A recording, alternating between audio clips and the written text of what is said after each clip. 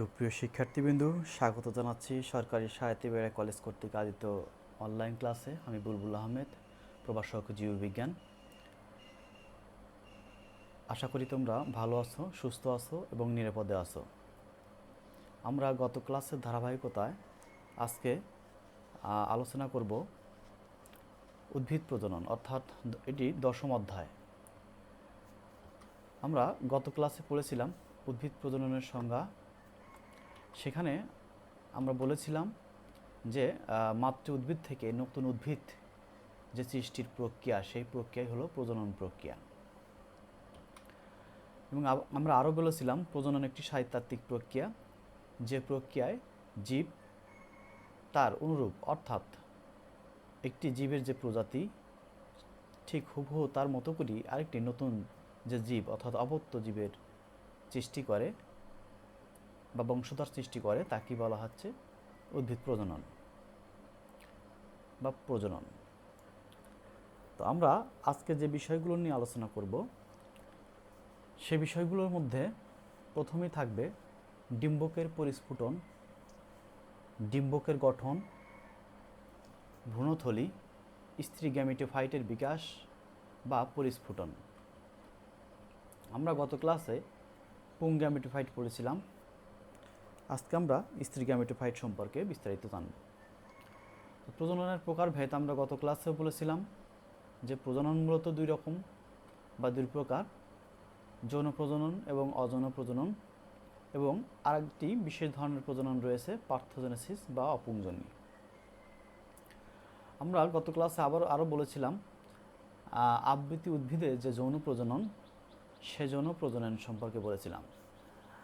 এবং আমরা আরও জেনেছিলাম যে এই যে যৌন প্রজননে যে শুক্রাণু এবং ডিম্বাণুর প্রয়োজন হয়, অর্থাৎ শুক্রাণু এবং ডিম্বাণুর মিলনের মাধ্যমে যে যৌন প্রজননের সূচনা হয়, সেই ডিম্বাণু বা শুক্রাণু উভয়ই কিন্তু আমরা ফুলে পেয়ে থাকি। এজন্য ফুলকে বিশেষ ধরনের রূপান্তরিত বিটপ বলা হয়। আমরা যৌন প্রজননের সংজ্ঞা আরেকবার আমরা জেনে নেই। বলা হয়েছিল যে দুটি ভিন্ন প্রকৃতির গ্যামিটের মিলনের মাধ্যমে যে প্রজনন প্রক্রিয়ার সূচনা হয়, অর্থাৎ পুং গ্যামিট এবং স্ত্রী গ্যামিটের মিলনের মাধ্যমে যে প্রজনন প্রক্রিয়ার সূচনা হয়, তাই হলো যৌন প্রজনন। আমরা যৌন প্রজননের উদ্দেশ্য পড়েছিলাম। উদ্দেশ্য ছিল ভ্রূণ সৃষ্টি, তার বিকাশ এবং প্রকাশ। অর্থাৎ ভ্রূণ সৃষ্টি থেকে যখন তার বিকাশ হবে, তখনই আমরা ছোট যে চারা উদ্ভিদ, শিশু উদ্ভিদ পাবো এবং তার প্রকাশ হবে, উদ্ভিদটি এক সময় পরিণত উদ্ভিদে পরিণত হবে। তো এটি ছিল আসলে যৌন প্রজননের মূল উদ্দেশ্য। আমাদের আজকের যে টপিকস ডিম্বকের পরিস্ফুটন, সে ডিম্বকের পরিস্ফুটনে আমরা যদি দেখি, তাহলে এই ডিম্বক আসলে কোথায় পাওয়া যায় আমরা দেখার চেষ্টা করব। ডিম্বক পাওয়া যাবে ফুলে। সেই ফুলের কোথায় পাওয়া যাবে সেটি নিয়ে আসলে এই স্লাইডের এই আলোচনায় থাকবে। আমরা ফুলে দুই ধরনের যে প্রধান স্তবক দেখতে পাই, পুংস্তবক এবং স্ত্রী স্তবক। আমরা এই ডিম্বক, ডিম্বাণু এগুলো স্ত্রী স্তবকে পাবো। অর্থাৎ এই ফুলটিতে মাঝ বরাবর যে আমরা স্তবকটি দেখতে পাচ্ছি, সেটিকে বলা হচ্ছে স্ত্রী স্তবক। এখন স্ত্রী স্তবকের প্রতিটি সদস্যকে আমরা স্ত্রী কেশর বলা হয়। তো সেই একটি সদস্য নিলাম স্ত্রী কেশর। স্ত্রী কেশরের যে গর্ভাশয় রয়েছে, অর্থাৎ স্ত্রী কেশরের যে নিচের অংশটি কি রয়েছে, এই অংশটুকু তাকে আমরা বলি কি গর্ভাশয়। সেই গর্ভাশয়ের মাঝে আমরা ডিম্বক দেখতে পাই। সেই ডিম্বকে থাকে হলো ডিম্বাণু। অর্থাৎ এখানে আমরা বেশ কিছু ডিম্বক দেখতে পাচ্ছি। এই প্রতিটি ডিম্বকেই ডিম্বাণু সৃষ্টি হবে। এখন আমরা চতুর্থ স্তবক যে স্ত্রী স্তবক, সেই স্ত্রী স্তবকে আমরা তো গর্ভাশয় বলেছি, তাহলে অর্থাৎ স্ত্রী কেশরে আমরা একটি অংশ গর্ভাশয় বলেছি। তো স্ত্রী কেশরের তিনটি অংশ রয়েছে মূলত। একটি গর্ভমুণ্ড, একটি গর্ভদণ্ড, একটি হচ্ছে গর্ভাশয়। তোমরা জানো গর্ভদণ্ড কোনটি, গর্ভমুণ্ড কোনটি এবং গর্ভাশয় তোমরা জানো। এখন এই স্লাইডটিতে মূলত দেখানো হয়েছে যে আমরা গর্ভাশয়কে যদি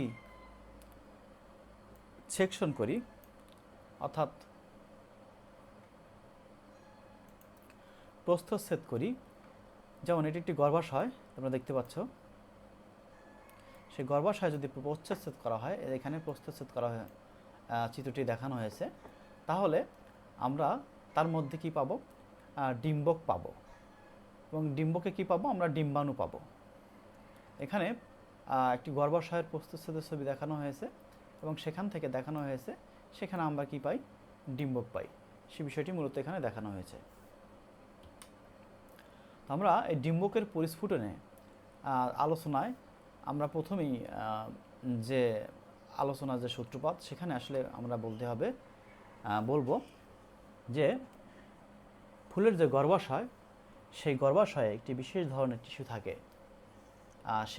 যে টিস্যু থেকে ডিম্বকের সূচনা ঘটে, সে টিস্যুকে আমরা বলি হলো অমরা। অর্থাৎ এটি যদি হয় গর্ভাশয়, তাহলে এই গর্ভাশয়ের বিভিন্ন পজিশনে হতে পারে মাঝ বরাবর যে বিভক্ত অংশ রয়েছে, সেই অংশে দুই পাশ বরাবর কিছু টিস্যু দেখা যায়, সেই টিস্যুকে বলা হবে অমরা। এই অমরা পরবর্তীতে স্ফীত হয়ে সৃষ্টি করে ডিম্বকের।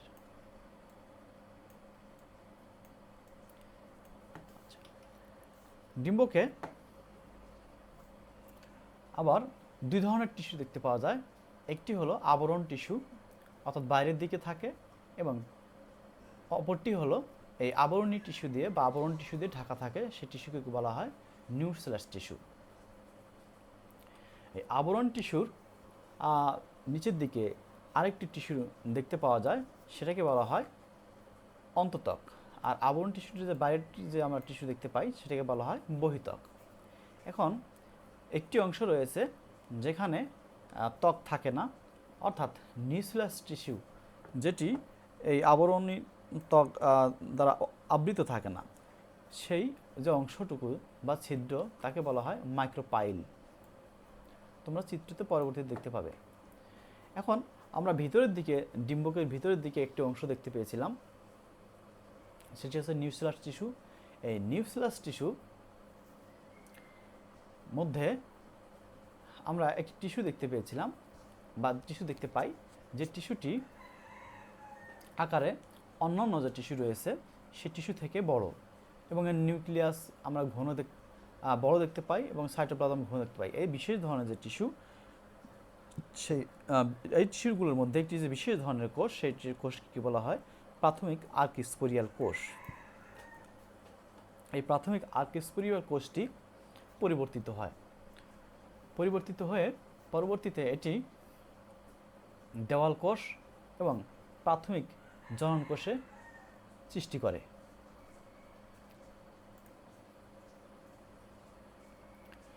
এখন আমরা এই প্রাথমিক আর্কিস্পোরিয়াল কোষটি আসলে কোথায় দেখতে পেয়েছিলাম? নিউক্লিয়াস টিস্যুর যে অংশটি মাইক্রোপাইলের দিকে, সেই অংশে আমরা এই প্রাথমিক আর্কিস্পোরিয়াল কোষটি দেখতে পেয়েছিলাম। যাই হোক, আমরা বলেছিলাম প্রাথমিক আর্কিস্পোরিয়াল কোষটি পরিবর্তিত হয়ে দেওয়াল কোষ এবং প্রাথমিক জনন কোষ সৃষ্টি করে, অথবা সরাসরি এই প্রাথমিক আর্কিস্পোরিয়াল কোষটি স্ত্রী রেণু মাতৃকোষে পরিণত হয়। পরবর্তীতে এই স্ত্রী রেণু মাতৃকোষ থেকে আবার বিভাজনের মাধ্যমে 4টি হ্যাপ্লয়েড স্ত্রী রেণু তৈরি করে। এখানে আমরা স্ত্রী রেণু মাতৃকোষ এই নামটি দেখে আমরা বুঝতে পারছি এখান থেকে স্ত্রী রেণু সৃষ্টি হবে। এখন এই যে বিভাজনের মাধ্যমে স্ত্রী রেণু মাতৃকোষটি বিভাজনের মাধ্যমে 4টি হ্যাপ্লয়েড স্ত্রী রেণু তৈরি হলো। এখানে কি ধরনের বিভাজন হয়েছে? এখানে হয়েছে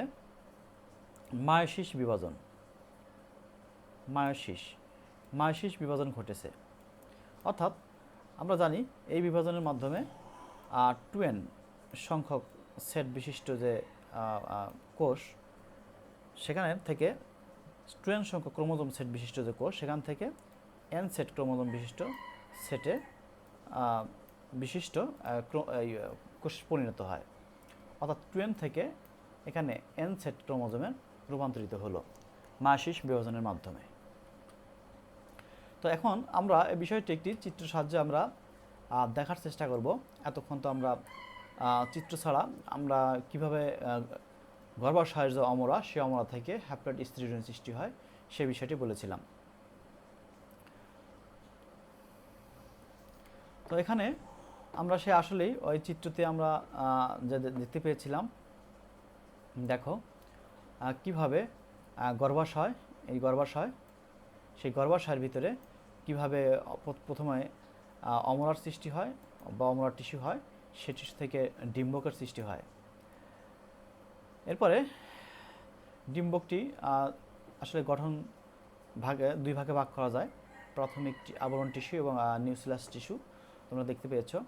এবং আর নিউক্লিয়াস টিস্যু আমরা যদি দেখি তাহলে নিউক্লিয়াস টিস্যু কোনগুলো, এখানে নিউক্লিয়াস টিস্যু আসলে এটি ডিম্বকের প্রাথমিক আর্কিস্পুরিয়াল কোষ এখানে থাকে, সেখান থেকে পরবর্তীতে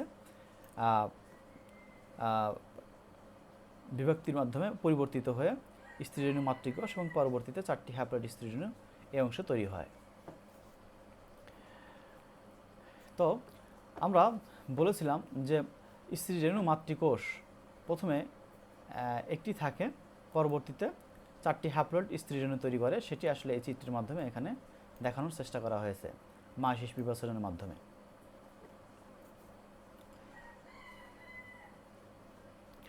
এখন এই যে আমরা ডিম্বক পড়লাম, সেই ডিম্বকের আমরা একটি গঠন সম্পর্কে যদি আলোচনা করি তাহলে দেখা যায় এই ডিম্বক কী কী অংশ নিয়ে গঠিত রয়েছে।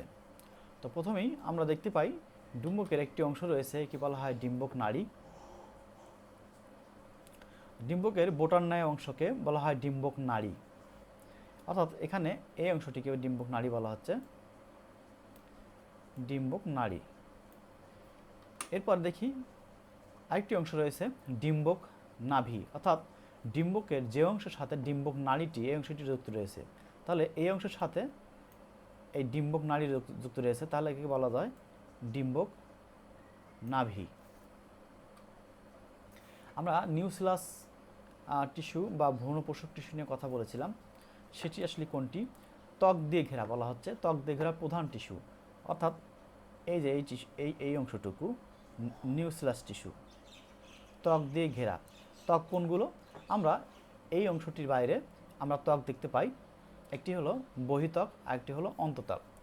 যেমন এখানে এই অংশটিকে আমরা যদি বহিত্বক দেখাই এবং এটি হতে পারে কি অন্তত্বক।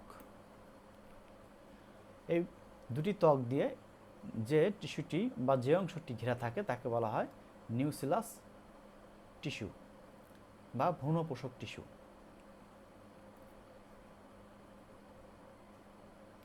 এরপরে ডিম্বক ত্বক আমরা তো আলোচনা করেছি, এটি 2 স্তর বিশিষ্ট, বহিত্বক এবং অন্তত্বক আমরা বলেছি। এরপর ডিম্বক রন্ধ্র। তো ডিম্বকের অগ্রভাগে ত্বকের যে আমরা ত্বক দেখতে পেয়েছিলাম 2 স্তর বিশিষ্ট, তো ডিম্বকের অগ্রভাগে একটি অংশ থাকে যেখানে ত্বক দ্বারা আবৃত থাকে না, অর্থাৎ এই অংশের কথা বলা হয়েছে। এই অংশে ত্বক দ্বারা আবৃত থাকে না, এই অংশকে বলা হয় ডিম্বক রন্ধ্র বা মাইক্রোপাইল। ডিম্বক রন্ধ্র বা মাইক্রোপাইল। ডিম্বক মূল কোনটি?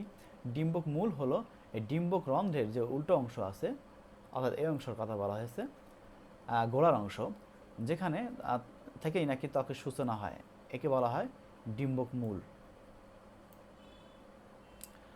আমরা ভ্রূণথলির কথা বলেছি।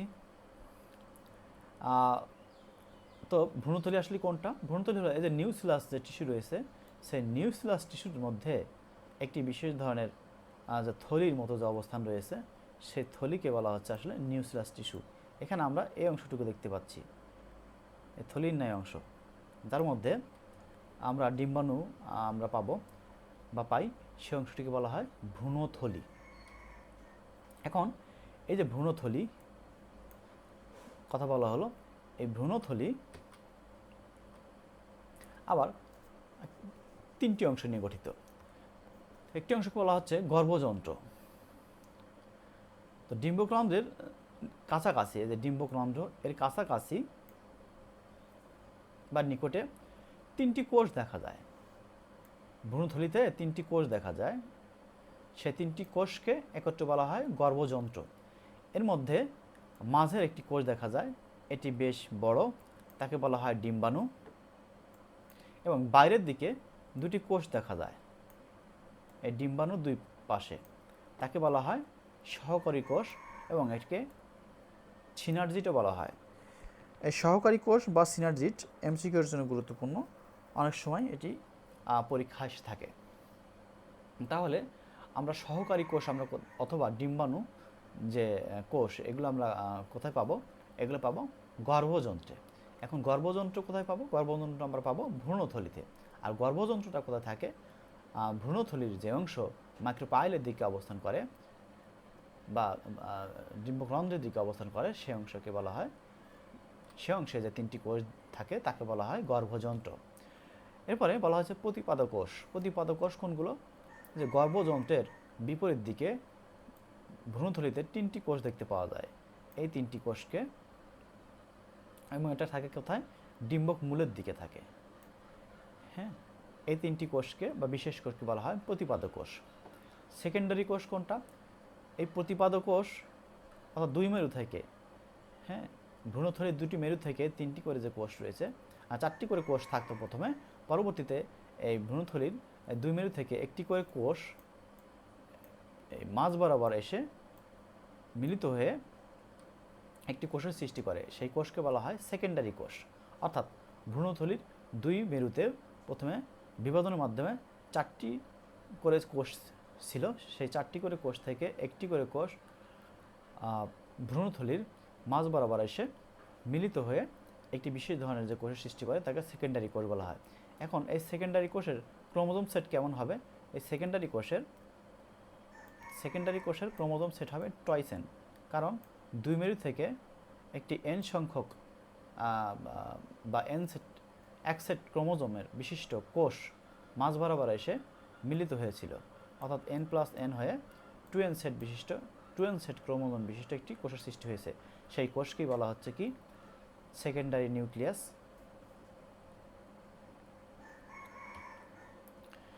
এখন আমরা যদি দেখি স্ত্রী গ্যামেটোফাইটের যে বিকাশ বা পরিস্ফুটন সেটা কীভাবে হয়, তো আমরা ডিম্বকের পরিস্ফুটনে আমরা শেষ পর্যন্ত আমরা পড়েছিলাম যে স্ত্রী রেণু মাতৃকোষটি বিভাজনের মাধ্যমে কি করে?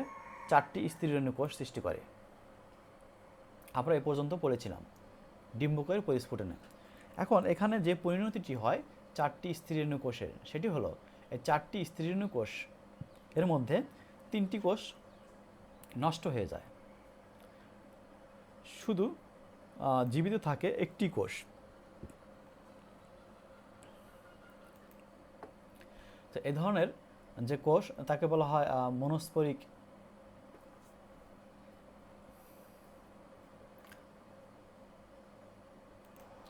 যে ভ্রূণথলি গঠন করে, সেই ভ্রূণথলিকে বলা হয় মনস্পরিক। কারণ হলো এখানে একটি স্ত্রী রেণু জীবিত থাকে বা কর্মক্ষম থাকে। তো আমরা স্ত্রী গ্যামেটোফাইটের যে বিকাশ, সেই বিকাশে আমরা দেখি যে চারটি হ্যাপ্লয়েড স্ত্রী রেণু থেকে স্ত্রী গ্যামেটের যে সৃষ্টি হয়, আমরা এই বর্ণনাটুকুই আসলে স্ত্রী গ্যামেটোফাইটের বিকাশ বা পরিস্ফুটনে আমরা আলোচনা করব। তো এই যে স্ত্রী রেণু হলো স্ত্রী গ্যামেটোফাইটের প্রধান কোষ। আমরা যে স্ত্রী রেণু পাই, চারটি পাই, তারপরে তিনটি নষ্ট হয়ে যায়, একটি কর্মক্ষম থাকে, সেই স্ত্রী রেণু হবে স্ত্রী গ্যামেটোফাইটের প্রথম কোষ। এরপরে এটি নানা রকমের বিভাজনের মাধ্যমে পরবর্তীতে ডিম্বাণু সৃষ্টি করে, সেই বর্ণনাটাই আমরা এখন আলোচনা করব। তা আমরা বলেছি যে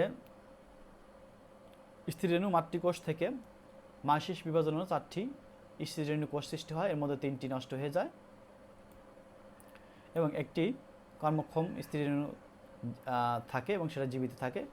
এরপরে এই কর্মক্ষম স্ত্রী রেণুটির যে নিউক্লিয়াস রয়েছে, সেই নিউক্লিয়াসটি বিভক্ত হয়। বিভক্ত হয়ে এটি দুটি কোষে পরিণত হয়। তখন ভ্রূণথলিতে, এই যে ভ্রূণথলি, সেই ভ্রূণথলিতে দুই রকমের কোষ দেখা যায় বা দুটি কোষ দেখা যায়। পরবর্তীতে এই কোষটি আবারও মাইটোসিস প্রক্রিয়ায় বিভক্ত হয়। বিভক্ত হয়ে প্রতিটি যে আমরা কোষ পেয়েছিলাম দুই মেরুর দিকে এই ভ্রূণথলিতে, সেটি আবার দুটি করে মোট 4টি কোষের সৃষ্টি করে। অর্থাৎ এই মেরুতে যে একটি কোষ ছিল প্রথমে, সেই কোষটি বা নিউক্লিয়াসটি দুই ভাগে বিভক্ত হয়ে এখানে দুটি কোষের সৃষ্টি করে। আর এই মেরুতে যে আমরা একটি নিউক্লিয়াস ছিল, সেই নিউক্লিয়াসটিও বিভক্ত হয়ে দুটি নিউক্লিয়াস বা দুটি কোষের সৃষ্টি করে। পরবর্তীতে আবারও মাইটোসিস প্রক্রিয়ায় প্রতিটি কোষ বিভক্ত হয়ে প্রতিটি মেরুতে 4টি করে কোষের সৃষ্টি করে। অর্থাৎ এখানে যদি আমরা দেখি বিভাজন হলো কয়বার, তাহলে আমরা দেখতে পাই 3বার বিভাজন হয়েছে। এখানে একবার বিভাজন হয়, এখানে একবার বিভাজন হয়, সর্বশেষ বিভাজন হয়েছে এই স্টেজে। তো এই যে 8টি কোষ বিশিষ্ট বা 8টি নিউক্লিয়াস বিশিষ্ট আমরা যে ভ্রূণথলি দেখতে পাই, সেই ভ্রূণথলিতে দুই মেরু থেকে একটি করে নিউক্লিয়াস মাঝ বরাবর আসে এবং তারা কি করে পরবর্তীতে মিলিত হয়ে সেকেন্ডারি নিউক্লিয়াস সৃষ্টি করে। তো সেকেন্ডারি নিউক্লিয়াস যে ক্রোমোজোম সেট থাকবে সেটিতে আসলে 2n সেট ক্রোমোজোম, কারণ দুই মেরু থেকে যে কোষ এসেছিল সেই কোষগুলোতে n সেট বিশিষ্ট ক্রোমোজোম ছিল। পরবর্তীতে এটি যেহেতু দুটি মিলিত হয়েছে, পরবর্তীতে এই যে কোষ, এই কোষটি হয়ে যাবে 2n সেট বিশিষ্ট কোষ। এখন এই প্রান্তের দিকে অর্থাৎ মেরুর দিকে আমরা 3টি করে যে কোষ দেখতে পাই, সে কোষের যে মাইক্রোপাইলের দিকে আমরা যে 3টি কোষ দেখতে পাই, সে 3টি কোষের মধ্যে একটি কোষ আকারে বড় দেখতে পাই। সে আকারে সে বড় কোষটাকে আমরা বলবো হলো ডিম্বাণু বা স্ত্রী গ্যামেট, এবং তার দুপাশে আমরা দুটি কোষ দেখতে পাই, সে কোষ দুটিকে আমরা কি বলবো, সহকারী কোষ। এছাড়া মাইক্রোপাইলের বিপরীত দিকে ভ্রূণথলিতে যে মেরু আমরা দেখতে পাই, সে মেরুতে আমরা 3টি কোষ দেখতে পাই, যে কোষগুলোকে বলা হয় প্রতিপাদক কোষ। তো এভাবেই ভ্রূণথলি গঠিত হয়। সে ভ্রূণথলিতে কি হয়, সেখানে আমরা ডিম্বাণু পাই, সেখানে আমরা কি পাই, সাহায্যকারী নিউক্লিয়াস বা সহকারী কোষ, আরও পাই প্রতিপাদক নিউক্লিয়াস বা প্রতিপাদক কোষ, এবং আমরা পাই কি পাই, সেকেন্ডারি নিউক্লিয়াস পাই। এই সবটি মিলিতভাবে কি করে, গ্যামেটোফাইট সৃষ্টি করে বা গ্যামেটোফাইট বলা হয়। তো আমরা স্ত্রী গ্যামেটোফাইটের বিকাশ বা পরিস্ফুটন আলোচনা করলাম। তো স্ত্রী গ্যামেটোফাইট বা এর বিকাশ বা পরিস্ফুটন, এটি আসলে একটি ফুল যখন সৃষ্টি হয়, সেই ফুলের বিকাশের সাথে সাথে এই স্ত্রী গ্যামেটোফাইটের বিকাশ বা পরিস্ফুটন ঘটে। আলোচনাটা আসলে একটি ধারাবাহিক আলোচনা। আমরা ডিম্বকের পরিস্ফুটন পড়েছিলাম, এবং এরপর আমরা পড়লাম গ্যামেটোফাইটের পরিস্ফুটন, স্ত্রী গ্যামেটোফাইটের পরিস্ফুটন। এখন এই বিষয়গুলো আসলে ধারাবাহিক, এজন্য আমরা আলোচনাকে দুই ভাগে বিভক্ত করেছি। প্রথমে আমরা ডিম্বকের পরিস্ফুটন পড়েছি এবং পরবর্তী স্ত্রী গ্যামেটোফাইটের বিকাশ বা পরিস্ফুটন পড়েছি। এগুলো ফুলের বিকাশের সাথে সাথে এগুলোর পরিস্ফুটন ঘটে। তাহলে আলোচনা আজকে শেষ প্রান্তের দিকে। তো যদি একটি প্রশ্ন হয় যে স্ত্রী গ্যামেটোফাইটের উৎপত্তি ঘটে কোথায়, তাহলে আমরা খুব সহজেই ওই জন্য বলতে পারি ডিম্বকের মধ্যে ঘটে। তো সুপ্রিয় শিক্ষার্থীবৃন্দু, আমরা যতটুকু আলোচনা করেছি আশা করি তোমরা বুঝতে পেরেছ। তোমরা টেক্সট বই পড়বে, টেক্সট বই পড়লে বিষয়টি আরও পরিষ্কার হতে পারবে। আমরা যে বিষয়গুলো আলোচনা করেছি সে বিষয়গুলো মূলত জীববিজ্ঞান প্রথম পত্রের ডক্টর মোহাম্মদ আবুল হাসান স্যারের বই থেকে আমরা এই পাঠটি আলোচনা করলাম। সুপ্রিয় শিক্ষার্থীবৃন্দু, তোমরা যেখানেই থাকো ভালো থাকো, সুস্থ থাকো এবং নিরাপদে থেকো। আগামী ক্লাসে তোমাদের সাথে আমার আবারও কথা হবে। সে পর্যন্ত তাহলে আজকে এই পর্যন্তই। খোদা হাফেজ।